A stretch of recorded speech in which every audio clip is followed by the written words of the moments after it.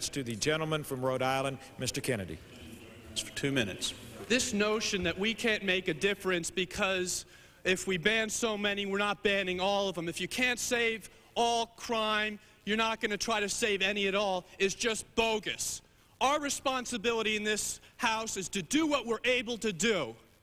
And that's our responsibility. And if we're able to save anyone's life because we ban these weapons of war that spray bullets and kill people indiscriminately, then we should do so. And I can't believe in this House, a week after the kids were mowed down in Scotland, that you have the nerve to bring this bill up.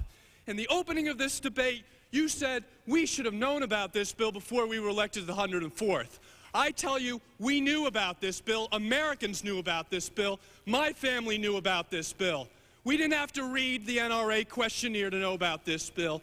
Families like mine all across this country know all too well what the damage of weapons can do. And you want to arm our people even more. You want to add more magazines to the assault weapons so they can spray and kill even more people. Shame on you. What in the world are you thinking when you're opening up the debate on this issue?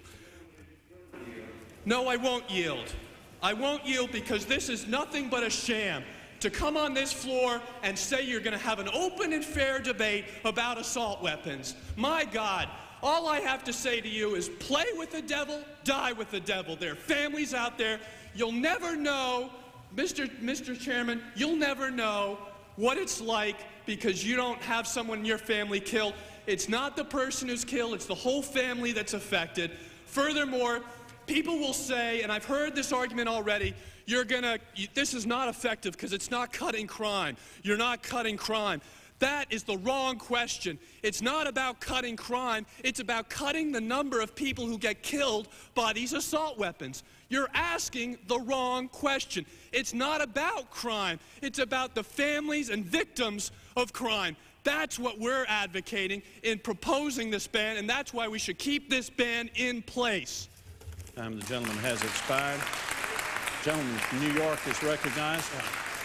Mr. Speaker, before the gentleman leaves the floor, I just want to say to him, I have a great respect for he and his family. House will be in order. I have great respect for he and his family, but I'm going to tell you something. When he stands up and questions the integrity of those of us that have this bill on the floor, the gentleman ought to be a little more careful. And let me tell you why. Tell me. My wife lives alone 5 days a week in a rural area in upstate New York. She has a right to defend herself when I'm not there, son. And don't you ever forget it. Don't you ever forget it. Gentleman from New York has the floor. Reserve the balance of my time. Gentleman is out of order. The gentleman from New York has the time. Parliamentary inquiry.